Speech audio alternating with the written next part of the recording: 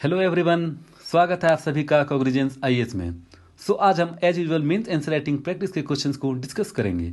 But before we start, you can join our programme in Telegram group, जिसमें आपको quality based questions and model answer according to UPSC syllabus provide किया जाएगा। So you can submit your answer sheet within 24 hours and get your checked answer sheet within 48 hours.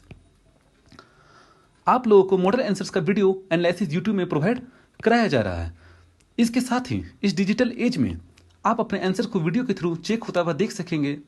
Yes, it is right, you can see your copying getting checked now. So for further information just visit our Telegram channel and group, जिसका link आपको description box में दिया गया है।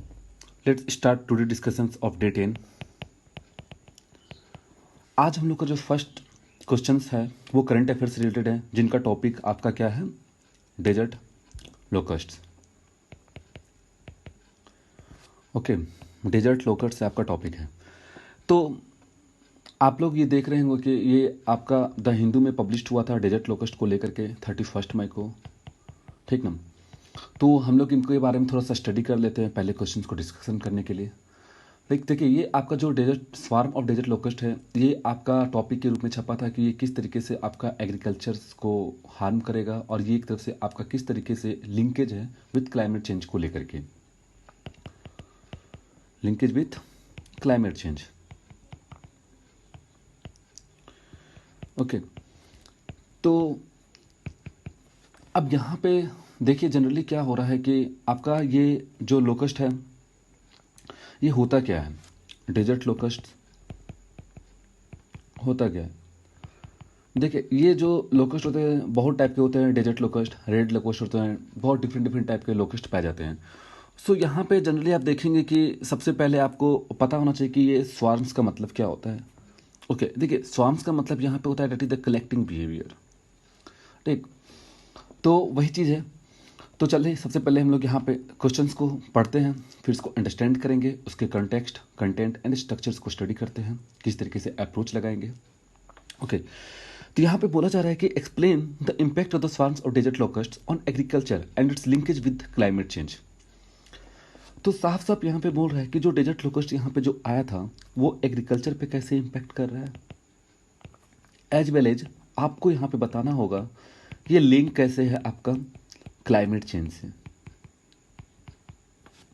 Okay, तो आप इस questions को अप्रोच कैसे लगाएंगे? अगर मैं अप्रोच की बात करूं तो हम लोग ऑलरेडी जानते हैं यहाँ पे अप्रोच 3v2 लगाना पड़ता है, जो मैंने आपको बोला था कि अगर आप कभी भी क्वेश्चंस को स्टडी कर रहे हैं तो उसके लिए सबसे पहले आपको 1 और 2 मिनट्स आपको एटलीस्ट सोचना पड़ेगा कि क्वेश्चंस कहना क्या चाहता है। मीन्स आपको एक तरफ से अप्रोच लगाना पड़ेगा। तो यहाँ पे सबसे पहले हम आते हैं कॉन्टेक्स्ट पे। कॉन्टेक्स्ट मतलब यहाँ पे होता है अंडरस्टैंडिंग द कीवर्ड्स। तो जब आप क्वेश्चंस पढ़ रहे हैं तो अंडरस्टैंडिंग द कीवर्ड्स मीन्स यहाँ पे आप कीवर्ड्स को समझने की कोशिश कीजिए। फर्स्ट कीवर्ड्स यहाँ पे आता है एक्सप्लेन। तो ये एक तरह से डायरेक्ट आपका क्वेश्चन पूछा जा रहा है कि impact of the swarm desert locust on the agriculture, और साथ ही साथ आपको बोला जाए linkage with the climate change को लेकर के यहाँ पे बोला जा रहा है। ओके, अब आता है यहाँ पे कंटेंट। कंटेंट देखिए, कंटेंट आप यहाँ पे कहाँ से ले सकते हैं? देखिए, ये जो आपका न्यूज़पेपर में आया हुआ 31 मई को लेकर के, ठीक, तो वहाँ पे आप इसको पढ़ सकते हैं कंटेंट को, ठीक। या ये तो जनरली आपका डायनेमिक पोर्शन तो करंट अफेयर से रिलेटेड होता है। अगर मैं स्ट्रक्चर्स की बात करूं तो इसको मैं अच्छे तरीके से एक्सप्लेन करूंगा, इनका introduction part, body part, as well as इनका कंक्लूजन पार्ट। उससे पहले हम लोग ये जानने की कोशिश करेंगे कि कौन से पेपर में आता है। देखिए, ये जो क्वेश्चंस है डेजर्ट लोकस्ट को लेकर के, ये आपका जीएस पेपर 3 में आएगा। ओके, और इनके अंदर कौन सा टॉपिक से रिलेटेड हो सकता है? पहला टॉपिक ये हो सकता है कि इन्वायरमेंट, पॉल्यूशन एंड डिग्रेडेशन को लेकर के। सेकंड आपका हो सकता है डिजास्टर मैनेजमेंट को लेकर के, एंड थर्ड आपका हो सकता है फूड सिक्योरिटी को लेकर के, ठीक। ये 3 टॉपिक हैं जो आपका सिलेबस में दिया गया है, ठीक। तो ये तीनों टॉपिक को आप रिलेट कर सकते हैं। अब आते हैं यहाँ पे, देखते हैं कि सबसे पहले हम लोग यहाँ पे डेजर्ट लोकस्ट के बारे में थोड़ा सा समझने की कोशिश करेंगे, आखिर ये होता क्या है। उसके बाद ही हम लोग क्वेश्चंस के एनालिसिस को देखेंगे। देखिए, ये जो डेजर्ट लोकस्ट आपका जो होता है, ये देखिए लोकस्ट यहाँ पे ये बहुत सारे डिफरेंट टाइप के लोकस्ट हो सकते हैं। रेड लोकस्ट होते हैं, डिफरेंट अप्रोच यहाँ पे लगता है लोकस्ट का। लेकिन यहाँ पे एक्चुअली में लोकस्ट का मतलब क्या होता है? और ये जो वर्ड्स कहा गया है स्वार्म, स्वार्म का मतलब क्या होता है? देखिए स्वार्म मतलब यहाँ पे ये होता है कि that is the collecting behaviour. तो आपको ये यहाँ पे एक तरफ से कलेक्टिंग बिहेवियर को बता रहा है, ठीक। और लोकस्ट आपका एक तरफ से क्या है, collection of the certain species के बारे में बताता है यहाँ पे। देखिए अब मैंने यहाँ पे थोड़ा सा इंट्रोडक्शन पार्ट में जब यहाँ पे लिखा तो मैंने थोड़ा सा डेफिनेशन दे दिया डेजर्ट लोकस्ट के बारे में कि यहाँ पे डेजर्ट लोकस्ट का एक्चुअल मीनिंग क्या होता है और उनके थोड़ा सा फीचर्स, उनका बिहेवियर्स के बारे में यहाँ पे बता दिया, ठीक। तो यहाँ पे आप देख सकते हैं कि मैंने लिखा है कि locust are the part of the large group of the insect commonly called the grasshoppers. Okay, so locusts differ from the grasshopper in that they have the ability to change their behavior and habit and can migrate large distance. अब यहाँ पे आप सोच सकते हैं कि 150 kilometres per day ये travel कर रहा है, ठीक। तो एक तरफ से ये आप बोल सकते हैं कि देखिए यहाँ पे देखिए अगर इसका बिहेवियर पैटर्न्स को जानने की कोशिश करेंगे डेजर्ट लोकस्ट का बिहेवियर पैटर्न्स क्या होता है, तो यहाँ पे 2 फेजेज में आता है। पहला फेजेज हम उसको बोल सकते हैं यहाँ पे सोलिटेरियस फेजेज, सोलिटेरियस फेजेज बोला जाता है, ठीक। देखिए सोलिटेरियस फेजेज कोई हार्मफुल नहीं होता है, इनको जनरली बोला जाता है लोनली इंडिविजुअल, लोनली इंडिविजुअल इनको बोला जाता है। लेकिन अगर ये सोलिटेरियस फेजेज अगर ये ग्रिगरियस फेजेज में चेंज हो जाता है, ग्रिगेरियस फेजेज में चेंज हो रहा है, तो इनको जनरली काफ़ी हार्म बोला जाता है, क्योंकि ये जब भी आते हैं तो इनका जो नंबर होते हैं इंक्रीज कर जाते हैं। They behave as a single masses. देखिए ये तो जनरली सोलिटेरियस 1-2 होंगे यहाँ पे, लेकिन ये क्या है एक तरफ से एक तरफ सिंगल मासेस एक इंडिविजुअल के रूप में एक पैटर्न्स को फॉलो करना स्टार्ट कर देंगे। सो नंबर इंक्रीज करते so they behave like as a single masses, तो इनको ग्रिगरियस फेजेज कहा जाता है, ठीक। यही फेजेज जो होता है एक तरफ से इनको बोलते हैं swarm of the desert locust, जो एक तरफ से हार्म कर सकता है एग्रीकल्चर्स को लेकर के। लेकिन यहाँ पे भाई सबसे पहले तो ये क्वेश्चन उठता है कि स्वार्म डेजर्ट लोकस्ट किस तरीके से, how they link with the climate change. Okay, तो मैंने यहाँ पे थोड़ा सा लिंकिंग पैराग्राफ को डाल दिया है। देखिए यहाँ पे मैंने कुछ ज़्यादा ही वर्ड्स में लिख दिया है आपका आंसर्स को लेकर के, तो थोड़ी उसके लिए थोड़ा देखिएगा, आप लोग को 250 वर्ड्स में लिखना होता है। ओके, मैंने यहाँ पे समझाने के लिए थोड़ा सा लिख दिया। यहाँ पे जब आते हैं लिंकिंग पैराग्राफ को लेकर के थोड़ा सा आप एक्सप्लेन कर सकते हैं। देखिए यहाँ पर डायरेक्ट क्वेश्चन पूछा गया है, बॉडी पार्ट में अगर हम जाते हैं तो 2 टाइप का क्वेश्चन यहाँ पे पूछा गया है। पहला क्वेश्चन यहाँ पे दिया गया है कि explain the impact of the swarm of desert locust.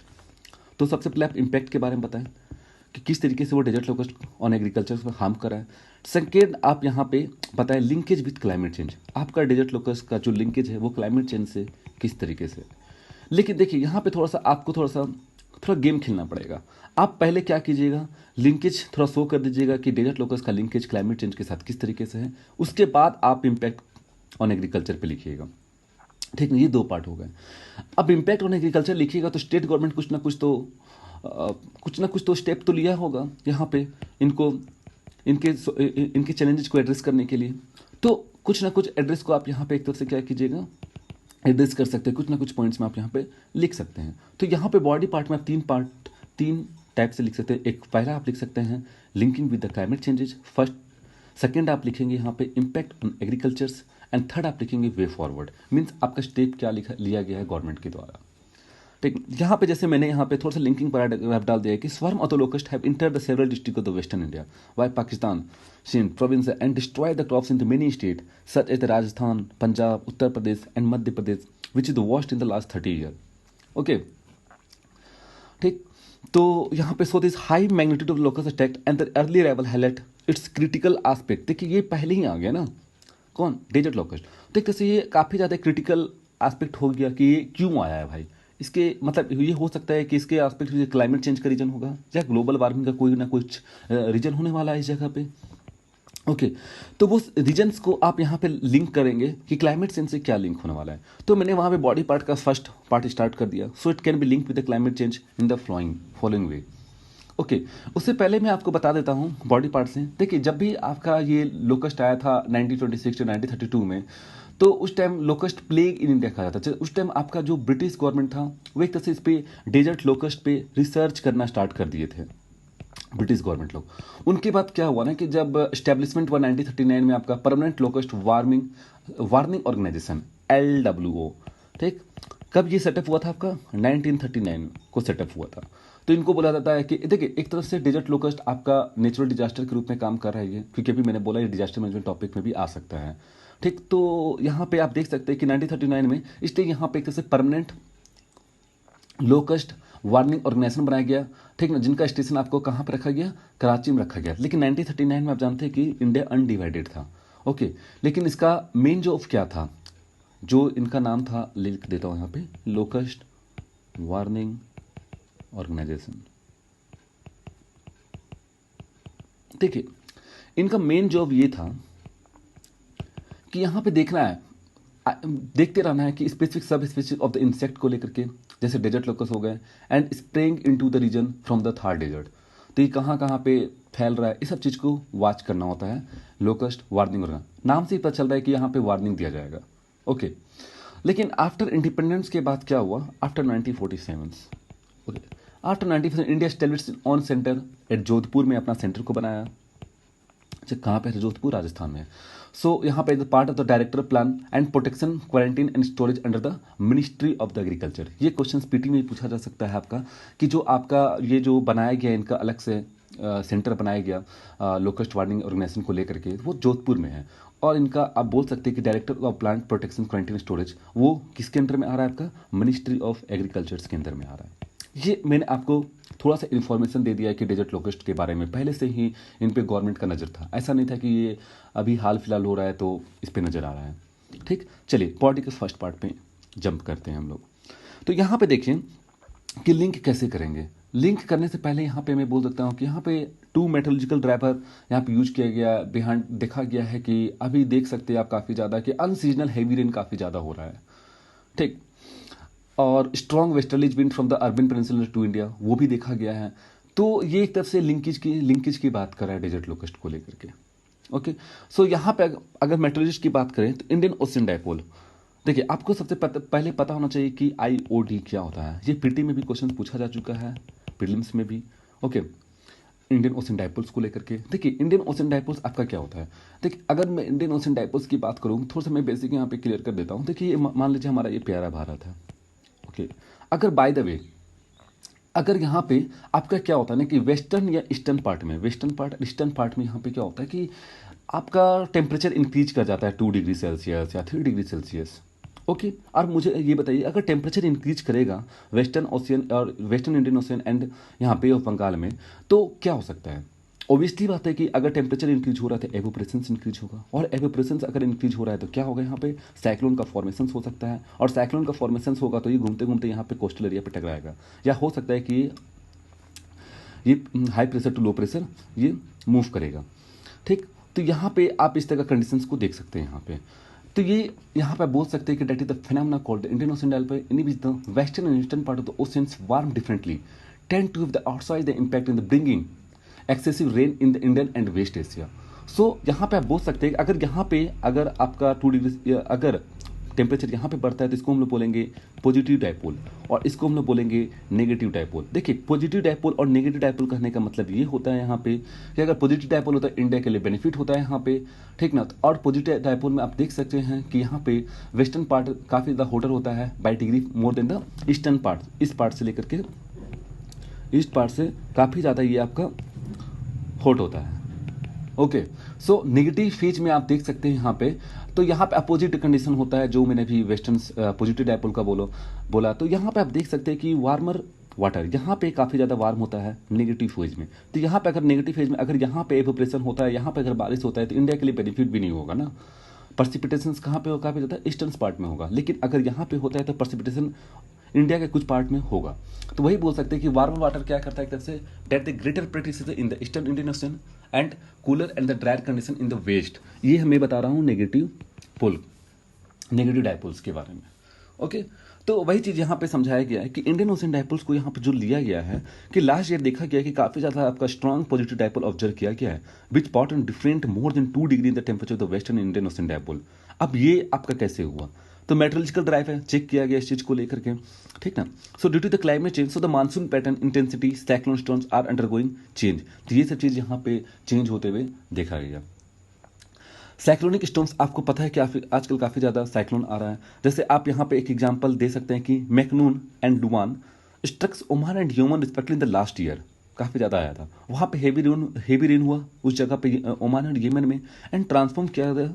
जहाँ पे क्या ट्रांसफॉर्म हुआ, desert tracts into the large lake which favour the swarm breed. तो एक तरफ से जहाँ पे बारिश ज़्यादा होता है तो वहाँ पे एक तरफ से आप बोल सकते हैं कि काफ़ी ज़्यादा ब्रीड्स, एक ब्रीडिंग हो सकता है डेजर्ट्स का। तो एक तरफ से ये बढ़ावा दिया, increasing number of the increase काफ़ी हुआ डेजर्ट लोकस्ट का due to the heavy rain.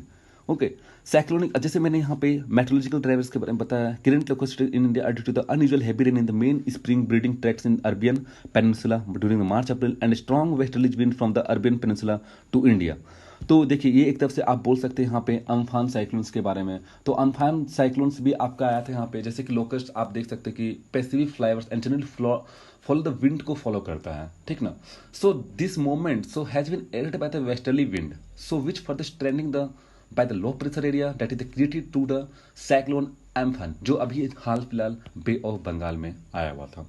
तो यहाँ पे इस तरह का केसेस को आप देख सकते हैं। तो यहाँ पे हम लोग क्या बोल सकते हैं कि डेजर्ट लोकेस्ट आपका क्या है, लिंक कर रहा है क्लाइमेट चेंज से लेकर के।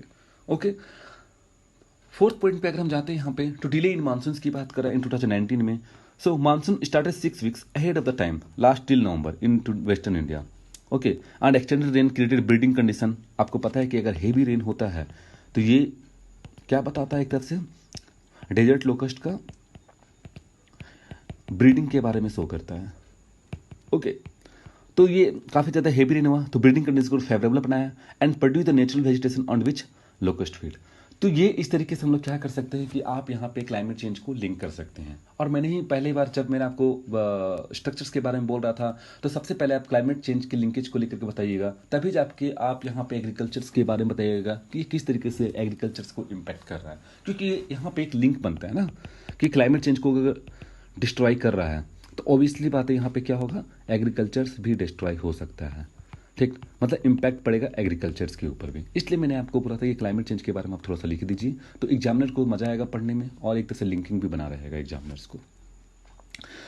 अब मैं आता हूँ यहाँ पे, recently along with westerlies wind the low pressure area created by the cyclone Amphan in bay of Bengal strength the movement of locust towards the Indian subcontinent, ये जो मैंने भी डिस्कस किया। So this desert locust affect the standing crops in the some states and impact the agriculture in the following way। देखिए अब किस तरीके से ये इम्पैक्ट कर रहा है, ठीक ना। पहले केस में अगर आप यहाँ पे देखेंगे तो इफेक्टिंग द फूड सिक्योरिटी, यहाँ पे क्या एक तरफ से फूड सिक्योरिटी को इम्पैक्ट कर रहा है। जैसे आपको पता है कि अगर ये एग्रीकल्चर्स को इम्पैक्ट करता है तो ऑब्वियसली बात है कि पूरा राइस हो गए उनको बर्बाद कर देगा, ठीक ना। तो जब बर्बाद कर देगा तो फूड सिक्योरिटी आपका जो बफर में रखा होता है फूड्स को लेकर के, तो फूड सिक्योरिटी को लेकर के ये एक तरफ से रिड्यूस कर सकता है। तो वही मैं यहाँ पे बोल रहा हूँ कि affecting the food security according to food agriculture organisation if the breeding is coexistent with the kharif crop then effect rice maizes and sorghum which could lead to the threat of the food security. Okay, अब यहाँ पे अगर food security को harm करेगा तो obviously बात है कि नेक्स्ट स्टेप में आपका क्या है, affecting the farmers. Locust not only the destroy the valuable standing crops but also devastating the livelihood of the farmer and further affect the with the agriculture supply chains को ये गड़बड़ कर देगा। जो सप्लाई चेन जो बना होता है हम लोग का उसको एक तरफ से ब्रेक कर सकता है, ठीक। देखिए ये हम लोग को ज़्यादा इम्पैक्ट तो नहीं पड़ रहा है, लेकिन देखिए जनरली ये क्या है ना, फार्मर लोगों को काफ़ी ज़्यादा इम्पैक्ट पड़ता है। आप लोग को देखने को नहीं मिल रहा होगा, जैसे कि आप लोग अभी जो इस वीडियो लेक्चर्स को देख रहे होंगे तो उन लोगों को लग रहा है कि यार ये तो ज़्यादा इम्पैक्ट नहीं पड़ा, लेकिन हम लोग को खाने पीने के लिए कहाँ से मिल रहा है, ऑब्वियसली बात राइस कहाँ से मिल रहा है। अगर ये गड़बड़ हुआ, अगर फूड सिक्योरिटी हम लोग का नहीं रहा, ठीक ना, तो ऑब्वियसली हम लोग को ये प्रॉब्लम हो सकता है। इसलिए ये काफ़ी ज़्यादा एक बोल सकते हैं कि बेसिक ग्राउंड है, बोल सकते हैं बेसिक थिंग है फूड। अब देखिए यहाँ पे फार्मर अगर काम नहीं करेंगे इफेक्ट होगा तो lead to the famine and starvation condition हो जाएगा, ठीक ना। आप यहाँ पे लिंकिंग कर सकते हैं कि फूड सिक्योरिटी अगर affecting the food security affecting the farmers and affecting the lead to the famine and starvation. अब फिर यहाँ पे आप एक्सप्लेन कर दीजिए ऐसे करके एरो देके, तो ये भी आपका बेस्ट आंसर प्रोवाइड किया जाएगा यहाँ पे। ओके, सो यहाँ पे आप देख सकते हैं कि desert locust consume the equivalent of their body with each day in the green vegetation. तो ऑब्वियसली बात है कि वो फेमाइन कंडीशन तो लाएंगे ही यहाँ पे। So it affect the subsistence agriculture and also lead to the famine and starvation condition. यहाँ पे मैंने बात किया है सब्सिस्टेंस एग्रीकल्चर। देखिए सब्सिस्टेंस एग्रीकल्चर का मतलब क्या होता है, सब्सिस्टेंस एग्रीकल्चर का मतलब ये होता है कि आप सिर्फ इंडिविजुअल, मतलब जैसे कि मैं एग्रीकल्चर कर रहा हूँ, मेरा प्रोफेशन एग्रीकल्चर है, तो मैं क्या करूँगा कि मैं सिर्फ अपने लिए ही प्रोडक्शन करूँगा राइस का, मैं और किसी के लिए नहीं सोचूंगा, मैं अपने फैमिली के लिए सोचूंगा। मेरे फैमिली 5 है तो 5 के ही मैं सोचूंगा कि मुझे बस 5 लोग कहीं खाना खाना पीने के लिए प्रोडक्शन करना है, यहाँ पे राइस हो गया या वीट हो गया, कोई भी चीज़ को लेकर के, ठीक। कॉमर्शलाइजेशन नहीं करना है। सब्सिस्टेंस एग्रीकल्चर का मतलब यहाँ पे क्या होता है, अलाउ नहीं किया गया है कॉमर्शलाइजेशन को लेकर के। सब्सिस्टेंस एग्रीकल्चर काफ़ी, मतलब अगर बोला जाए तो काफ़ी ज़्यादा पहले आपका 2000 मतलब हड़प्पा सभ्यता से पहले आपका सब्सिस्टेंस एग्रीकल्चर को फॉलो किया था। अभी भी कुछ ट्राइबल्स कम्युनिटी सब्सिस्टेंस एग्रीकल्चर को फॉलो करते हैं, ठीक। अब आते हैं यहाँ पे impacts on the urban green vegetation due to the recent harvesting of the rabi crops, there were no crops in the field. अब सोच सकते हैं यहाँ पे, so the desert locust have been invading the green space in the urban area. तो एक तरह से हार्म करा यहाँ पे क्या, अर्बन एरिया को लेकर के। तो यहाँ पे बोल सकते हैं though locust are unlikely to be the major threats in the urban centre still, so they can disturb the day to day life. Okay, so moreover, the effect of the locust in the urban area may aggressive as there is a national lockdown had made ability and transportation on the pesticide and labor difficulty. Okay, तो आप यहाँ पे देख सकते हैं कि किस तरीके से वो क्लाइमेट चेंज को इम्पैक्ट किया है। चलिए अब हम लोग स्टार्ट करते हैं इनका थर्ड पार्ट को लेकर के। देखिए मैंने यहाँ पे काफ़ी ज़्यादा पॉइंट लिख दिया, आप यहाँ पे 3-3 पॉइंट्स को ही उठा के लिखिएगा ताकि आपका आंसर 250 वर्ड्स में बना रहे। इमीडिएट मेजर, एरियल स्पेयरिंग कर सकते हैं यहाँ पे जो भी है। देखिए optimum quantity of the insecticide in all the potential breeding sites along with the continuous monitoring the crops during the kharif season को लेकर के आप स्प्रे कीजिए ताकि इसे भाग सके। आप डिसेंट्रलाइजेशन को स्ट्रेंथिंग कीजिए। सो नीड टू द, देखिए अब यहाँ पे डेजर्ट लोकस्ट अगर नेचुरल डिजास्टर में आता है तो आपको सबसे पहले यहाँ पे क्या करना पड़ेगा, लोकल गवर्नमेंट को भी कुछ ना कुछ पावर देना पड़ेगा। मतलब आपको एक तरफ से स्ट्रेंथ करना पड़ेगा डिसेंट्रलाइजेशन को लेकर के, जो आपका 73 एंड 74 कॉन्स्टिट्यूशन अमेंडमेंट एक्ट में दिया गया है। So need to the strength disaster management framework at local level as a highlighted by the 14th finance commission and disaster management act 2005। तो ये आपका 14th फाइनेंस कमीशन भी ये बोलता है कि अगर कोई भी डिजास्टर को लेकर के है तो आप एक तरफ से इनको सेंट्रल गवर्नमेंट, स्टेट गवर्नमेंट और लोकल गवर्नमेंट के बीच में वर्क को डिवाइड कर दीजिए और कुछ कुछ पावर यहाँ पे देना चाहिए। Strengthening the research and development, तो जनरली इस पर काफ़ी ज़्यादा रिसर्च मैंने अभी बात किया था इस जगह पे लोकल वार्निंग के बारे में, क्या बात किया था, LWO लोकल वार्निंग ऑर्गेनाइजेशंस के बारे में जो बनाया गया था। अभी कहाँ पे स्टैब्लिश है, ये जोधपुर में है जो मैंने बोल दिया था।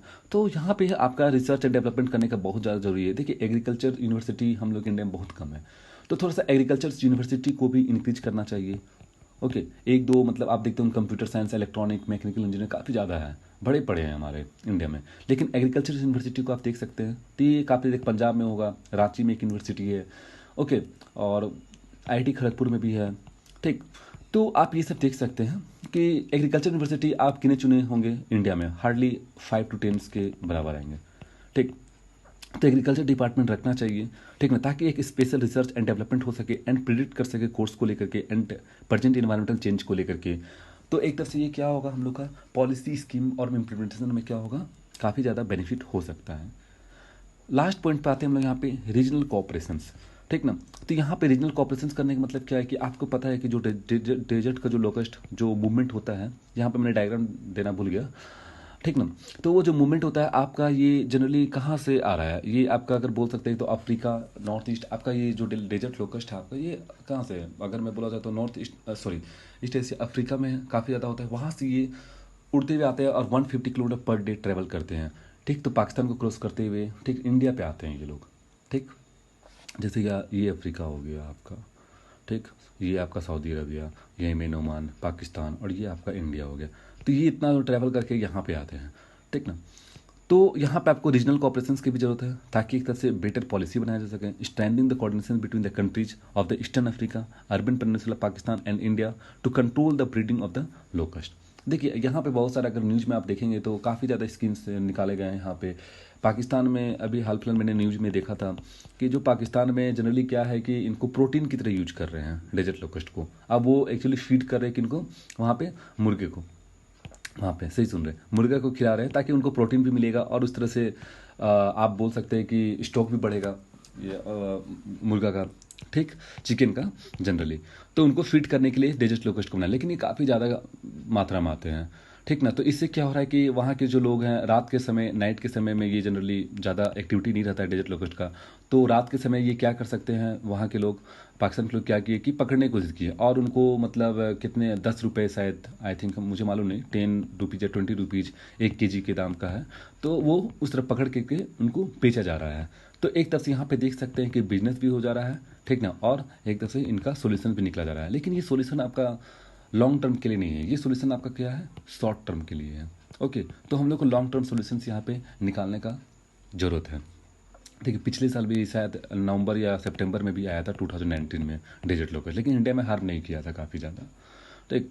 सो यहाँ पे आप बोल सकते हैं कि so need the systematic study on locust to mitigate their consequence adequately and make the further planning to overcome the such locust disaster in the future.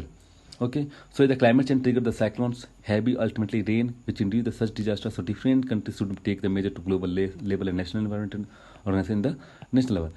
देखिए अगर आप कंक्लूजन जब भी लिख रहे हैं ना, तो कंक्लूजन आपका करेक्ट होना चाहिए या आपका वे फॉरवर्ड या एक तरह से ऑप्टिमिस्टिक आंसर होना चाहिए वहाँ पे। अगर एग्जाम्पल अगर आप पुट करके ऑप्टिमिस्टिक व्यू देना चाहते हैं तो वो भी आप दे सकते हैं किसी कंट्री का। ओके, सो आज का फर्स्ट क्वेश्चन यहीं पे समाप्त करते हैं और आपका जो सेकंड क्वेश्चन का जो मॉडल आंसर एनालिसिस होगा जो यूट्यूब में आपको इवनिंग तक प्रोवाइड कर दिया जाएगा। So, this is the end of today's discussion. Hope you like it. For any query, just visit our Telegram group. Stay connected, stay safe. Thank you very much.